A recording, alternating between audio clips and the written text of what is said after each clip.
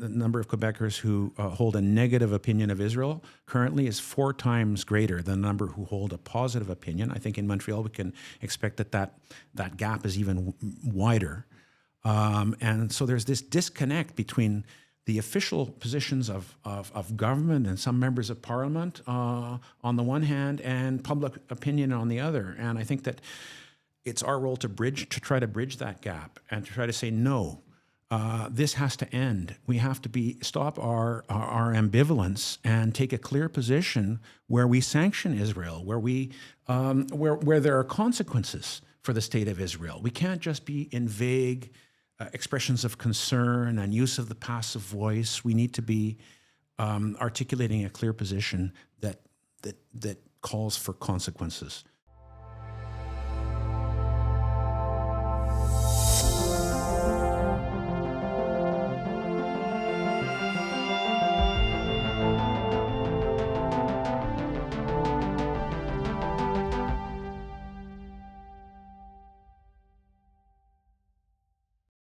Over the last 3 years of the war on Gaza, Montreal City Hall has been reluctant to take a formal stance in support of Palestinians.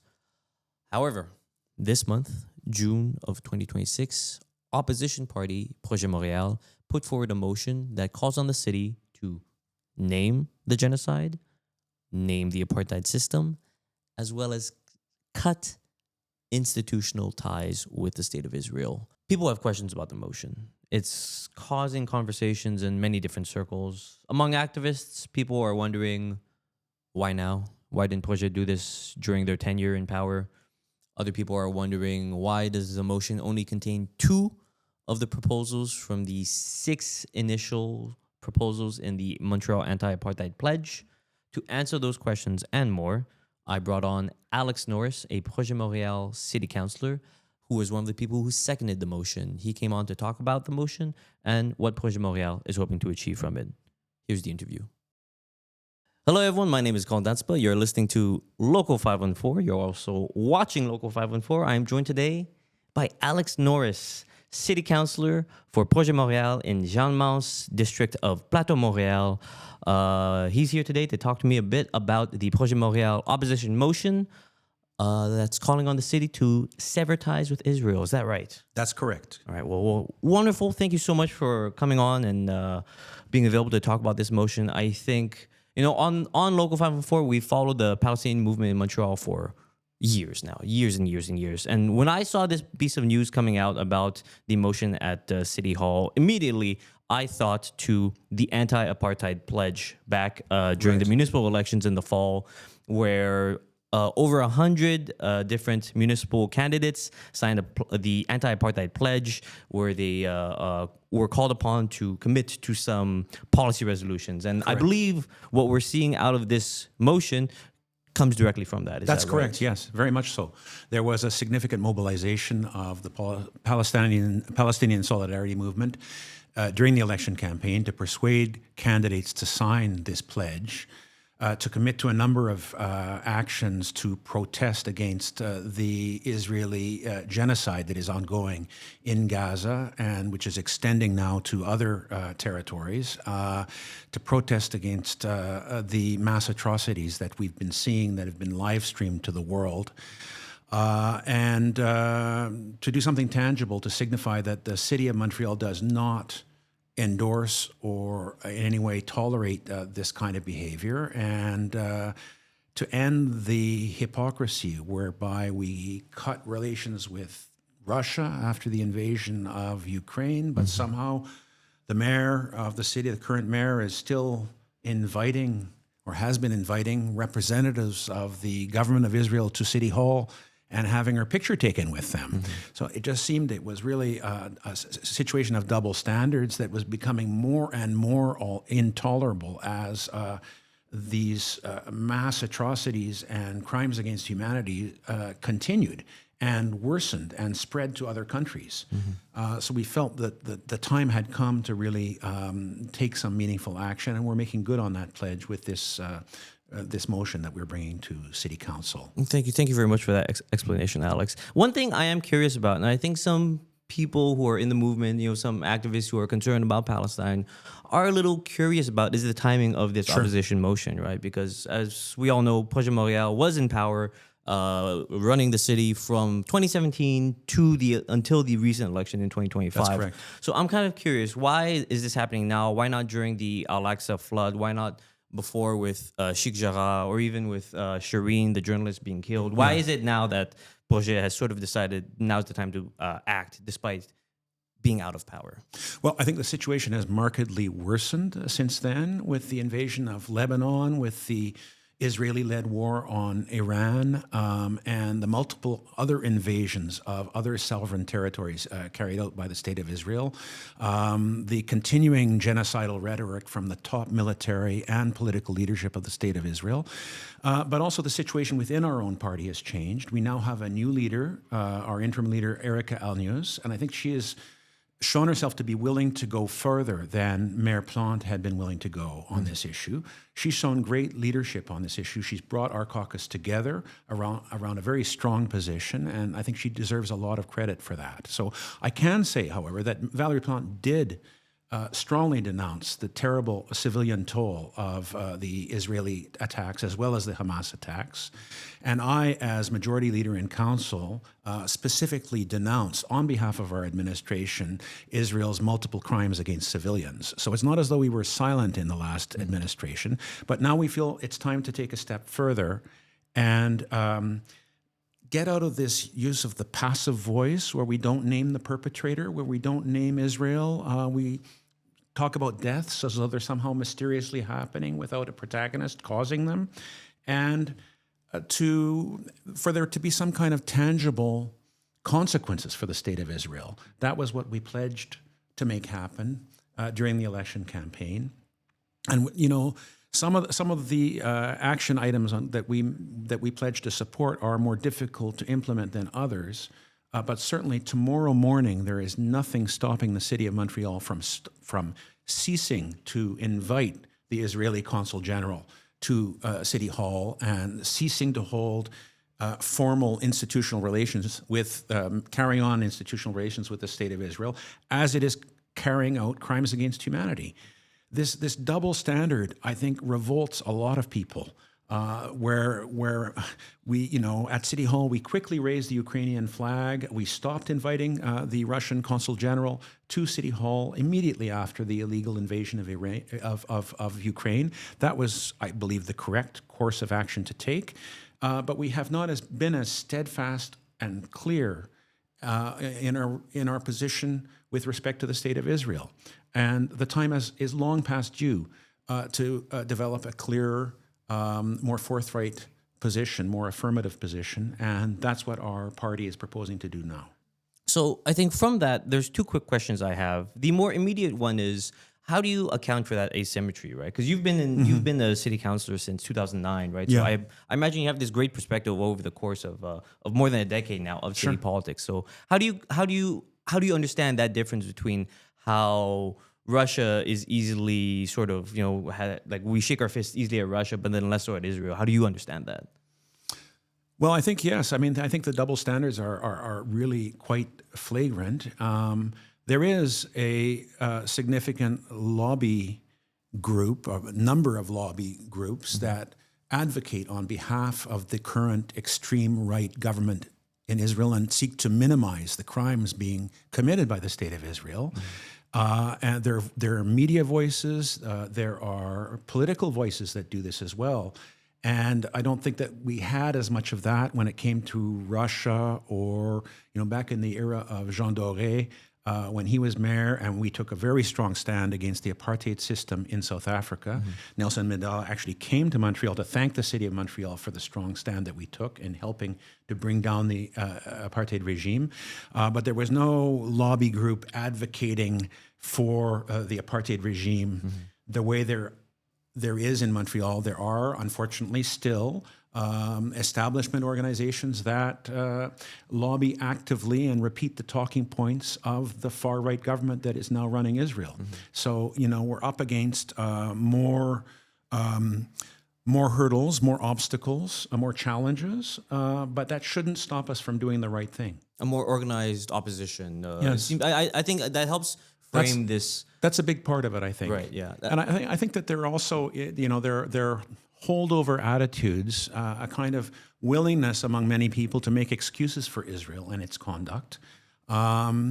And yes, a great sympathy for the Jewish people and all that the Jewish people have endured, terrible crimes that were committed against Jews in the Holocaust, continuing anti-Semitism. And I think that there's a reluctance among some people to challenge what people call the world's only Jewish state. But I think it's super important to make the distinction between our brothers and sisters in the Jewish communities and the affection and respect we have for them on the one hand, and the fascistic, genocidal state of Israel, which is committing mass atrocities. And what's, I think, anti-Semitic is to conflate the two.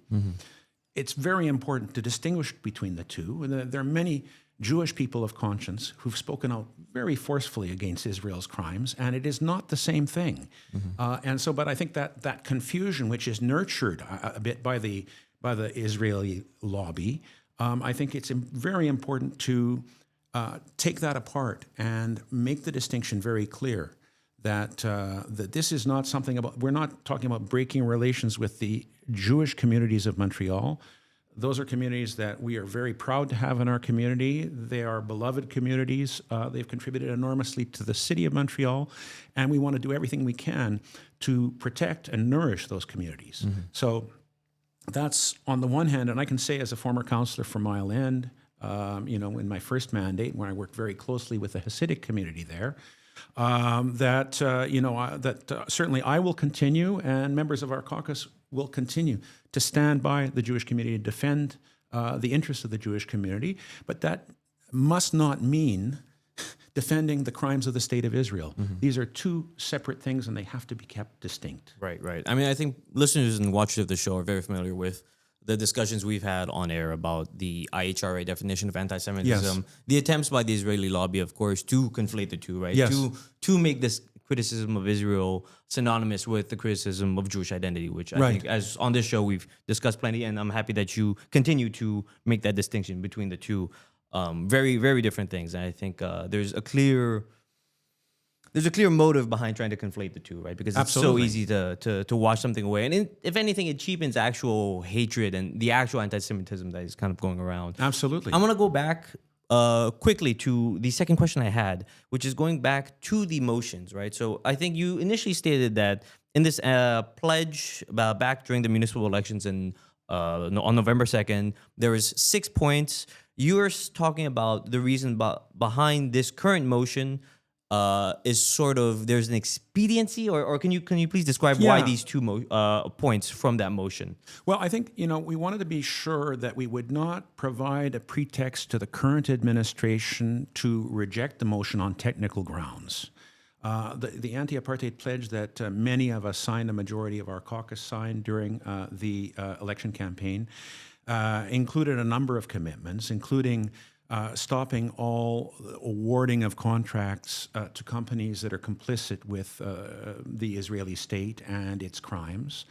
Now, that sounds like an easy thing to do, but in point of fact, under Quebec law, the municipality would have to obtain a special dispensation from the provincial government to be allowed not to award a contract to the lowest bidder in such circumstances. And were we to go to the current CAC government that we have in Quebec City and ask for that, I think it's quite likely what the answer would be, and it would not be a positive answer, because the current government of Quebec has been going in the opposite direction, has been reinforcing ties with the state of Israel despite the ongoing genocide. They've opened a new trade mission there. So I think it would have been unrealistic to think that the current government would have granted us that dispensation. And had we made that proposal in council, Soraya Martinez could have easily said, well, that's unrealistic. And in some senses, she would have been right. So we didn't want to provide excuses to the current administration of Montreal to say no to a strong solidarity resolution. Another example is the pension funds. Disinvesting pension funds from companies that do business in Israel or sustain or are complicit with the crimes against humanity that are being committed by the current extreme right Israeli government. Sounds like a good idea, and I think is a good idea, and it's something that in principle I support and would definitely support if it were on the table. What you have to understand is that the City of Montreal acts as a trustee for the various categories of employees whose pensions it manages. And so even if we had a unanimous vote at City Council in favor of disinvestment, we'd still have to negotiate with the representatives of each one of those categories of employees to ensure that they had a buy-in. And if they didn't have a buy-in, we wouldn't be able to do it. So there again, it would have been a technical obstacle that the current mayor of Montreal could have invoked just to say no. We didn't want to give her any such excuses. You want to make it hard for her to say no to this? We want to make it hard for her to say no. We want also to have present a motion that will be the most, as we say in French, rassembleur, that will bring people on side and to which it'll be hard to object. And in the case of this motion, suspending institutional ties with the State of Israel, its institutions and municipalities is something that the City of Montreal can do tomorrow morning. Mm-hmm. It does not need approval from any other level of government to do that. It is, yes, admittedly, it's symbolic, but it still sends a very strong symbolic message and would attract attention and might encourage other municipalities to emulate the City of Montreal. So that is what we're putting on the table. We think it's a minimum first step, and we are hopeful that we'll be able to persuade a majority of members of the current City Council to support this.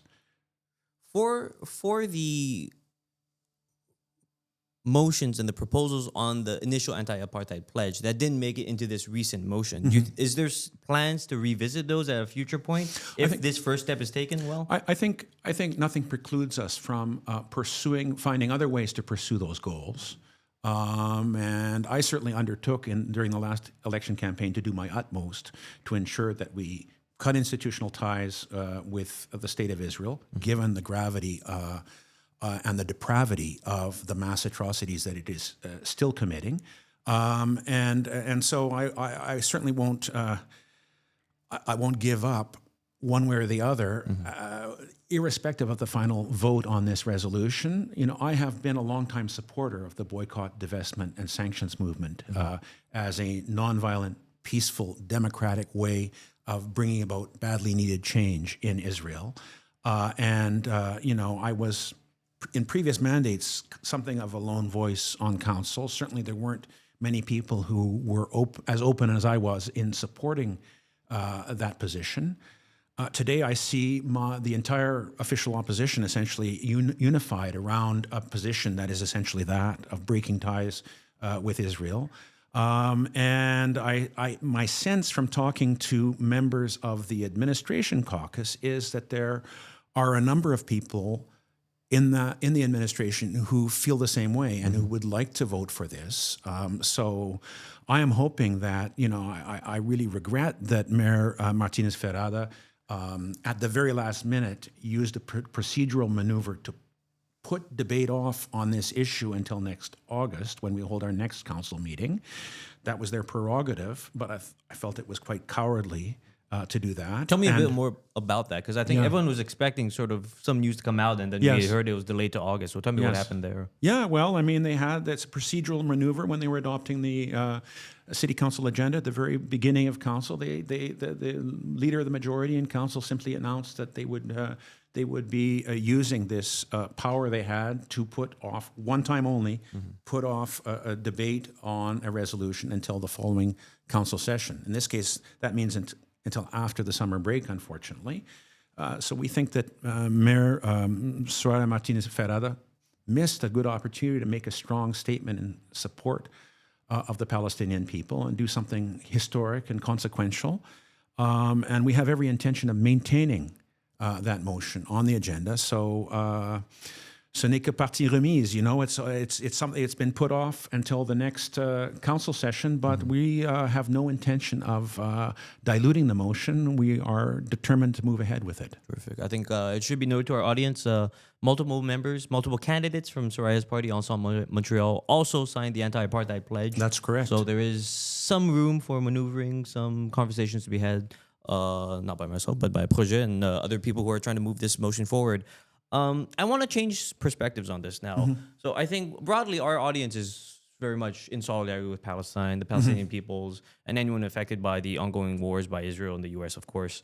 I'm kind of curious, you know, surely you must come across people who ask, why is City Hall trying to meddle in international politics, right? That's a refrain I see very often online. People talk about, can you guys just focus on garbage pickups? Can you guys focus on the real issues that affect Montrealers? And I'm kind of curious how you wrestle with these kinds of questions that might be thrown your way. It's a perfectly legitimate question, and local issues remain our primary focus as municipal elected officials. You know, services, you know, urban planning, all the core transport, all the core business of the municipality is our main concern, remains our main concern. But it must be remembered that the City of Montreal regularly takes positions on international issues, on human rights issues, whether it's the plight of the Armenians in the Nagorno-Karabakh enclaves, whether it's the plight of the Haitian people, whether it was South Africa in the apartheid era, in the Jean Dore era when he was mayor, regularly at City Council, almost every council, there is some resolution that is adopted on an issue of international human rights or international affairs. But somehow, we had never quite done that clearly for Palestine. It was that famous Palestinian exception where somehow these people don't merit the same consideration and attention as other struggles around the world. Progressive, except for Palestine. That's right. Yeah. And so we felt it was important to put an end to these double standards and to be as forthright on the issue of Palestine and the horrors that the Palestinian people are enduring at the hands of the State of Israel, and to take a position that was forthright and clear and principled. And, you know, some people have asked me, well, yeah, there are other genocides, there are other mass atrocities in the world. Why this one? Why are you focusing on this one? Is it some kind of unhealthy obsession you have with Israel? And I would say there are a number of answers to that question. One is, I think you have to recognize that this is widely recognized as the world's first live-streamed genocide. Millions of people around the world have watched on their telephones, on their computers, raw footage of mass atrocities, of crimes against humanity, either from the perspective of the victims who have filmed it before sometimes being killed themselves, or from the perspective of the perpetrators, who have often, Israeli soldiers who have often exulted in the atrocities they were committing and filmed them because they were somehow proud of this. And so there's that live-streamed aspect that really distinguishes this genocide from previous genocides and which has mobilized millions, particularly of young people around the world, to revolt against these horrors that we are seeing on a daily basis on our devices. There's also the question of the complicity of Western governments. Despite these horrors that we're seeing, Western governments have often been making excuses for the State of Israel or providing diplomatic cover for them to continue doing what they're doing, or even, as Canada is still doing, selling military components to the State of Israel as it carries out mass atrocities via the United States. So, that involvement of our own federal government, of our own higher levels of government in supporting and sustaining these policies, I think really angers many people. I think there's also the question of the gaslighting, the Israeli lobby telling us that what we saw with our own eyes we hadn't seen, and that this is self-defense, this is legitimate self-defense. I mean, we were prompt to denounce the Hamas attacks of October 7th, 2023. We did so unanimously, and we named Hamas, and I was in full agreement with that. There is no excuse for the crimes that were committed against Israeli civilians by Hamas. But that does not in any way justify the kinds of atrocities that we have seen in Gaza, in the West Bank, in Lebanon. There are many children who have been deliberately shot by snipers and drones in the head and the chest. We have the largest concentration of child amputees anywhere in the world. Israel killed more journalists last year than all the other countries combined in the world. There have been targeted assassinations of medical personnel, of UN personnel. It is one atrocity after another. You have terrified civilians who are being told to move to one safe zone, and then they're bombed anyway. People who are sheltering in tents being attacked, people lining up for food being shot dead. These are atrocities that shock the conscience of humanity. And I would say the final reason is that there's this disconnect, that people are seeing these crimes and they're seeing prima facie evidence of mass atrocities, and yet there's this disconnect with the senior levels of government where that are somehow toning it all down or pretending it's not really that bad and that we must somehow stand by Israel. This upsets a lot of people. And because we're at the municipal level, we're at a level of government where we're very accessible. People come to question period twice a month to ask us any questions they want. We're the most accessible level of government. And so people expect us to take action where other levels of government have failed. No, great. Thank you for that. Thank you for that. I think talking about the level of municipalities, right? Because I think in this conversation, you've mentioned multiple times, Jean Doré, the sort of anti-apartheid solidarity that came out of Montreal, that Montreal was sort of the focus of. I'm kind of curious, in today's sort of day and age, we have cities like Hayward, California, Oslo, Norway, Barcelona, right, that have shown varying degrees of support for Palestinians and the Palestinian cause. And I'm kind of curious where else you kind of find inspiration, I guess, for municipal solidarity. Yeah, that's a good question. I know that the city of Burnaby, BC, adopted a strong resolution that was largely symbolic in that it was denouncing actions taken by the State of Israel, but it's still noteworthy because it went farther than other big cities have been willing to go. I think that our Projet Montréal resolution is by far the strongest statement, position that has been enunciated by any major political party in any big city in Canada. But we certainly follow what goes on in the rest of the world and are aware of the useful role that municipalities can play in saying things that perhaps other levels of government are more reluctant to say. So I think that it's important that we play that role, just as Jean Doré did back in the apartheid era. He's an inspiration for us, and it's a precedent as well. It shows that Montreal can take principled positions that can have an impact on the rest of the world and can elicit other cities, hopefully, to emulate us. And we're proud to be a city of peace, a city that stands for human rights, where many diverse groups coexist peacefully. And we think that the city of Montreal does have a role in articulating these positions. You've been in municipal government more than 10 years now. Let's say 10 years down the line, you look back at this moment. What do you hope to have achieved coming out of this? I mean, whether this motion is adopted or defeated, I think just the very act of presenting it to City Council and having it debated has moved the Overton window, has shifted the conversation as to what is permissible to talk about. And that is a positive thing. Already, I think we've made a contribution to the solidarity movement simply by proposing this motion. I'm hoping that other municipalities will do likewise, that the movement to say no to Israel, to isolate Israel, to boycott, to divest from Israel will grow. I think it's inevitable that it will grow. I think that Israel is heading for a wall. It's heading for global pariah status. And in a certain way of seeing things, you could say we're doing a favor to the state of Israel with this wake-up call.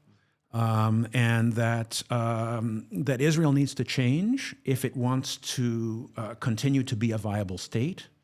And that change is badly needed, that there is a current genocidal leadership that needs to be removed and tried at The Hague. And that, the hope is that peace and justice can come to the Middle East and that the Palestinian people can be treated like the human beings there are and accorded the full rights and equal rights to their Jewish Israeli neighbors. That's the ultimate goal. And, although we're a pretty minor player in the big scheme of things, I think that the position of Montreal can still have an influence. And I think given the abject failure of the current Canadian government, the current Quebec government, to take a principled stand on this issue, that we have a responsibility at the local level to try to be better and to try to enunciate a principled position on this matter. Thank you for that. We're coming at the end of our time here. Is there anything else that you'd like to add, Alex?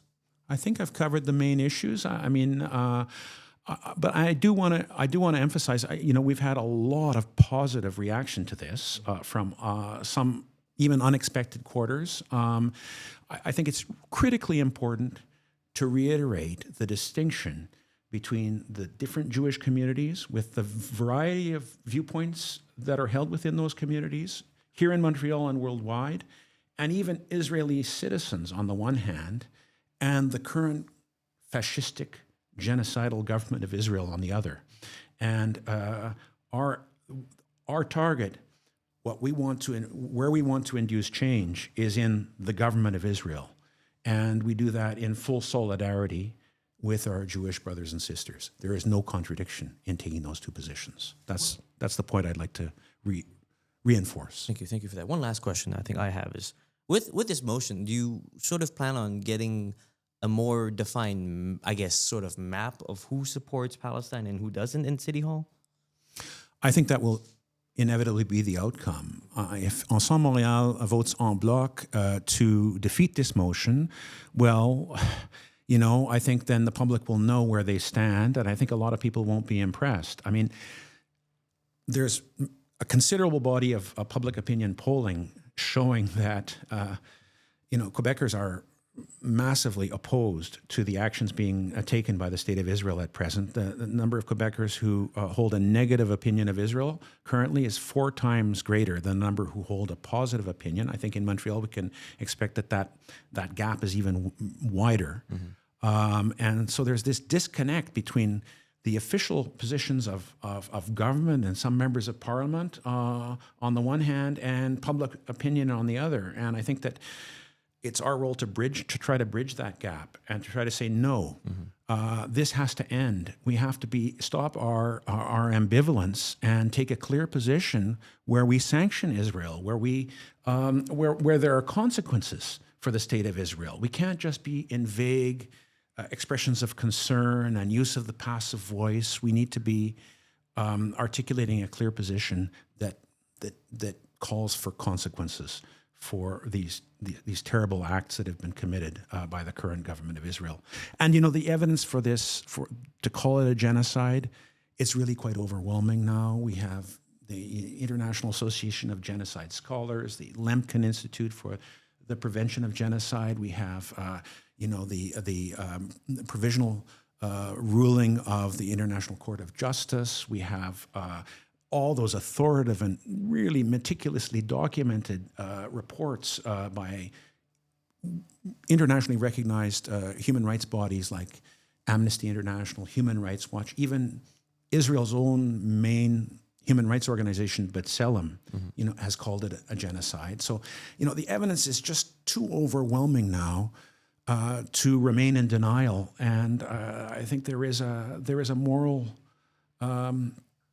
obligation to speak out and to do something and to go beyond, as I say, the passive voice and platitudes. Of course. Alex Norris, City Councillor for Jeanne-Mance, District of Plateau, Montréal, from Projet Montréal, joining me, your host, Kalden Dhatsenpa, on Local 5 and 4 to discuss this motion that I guess we'll see you again in August. Till then, thank you for listening, folks.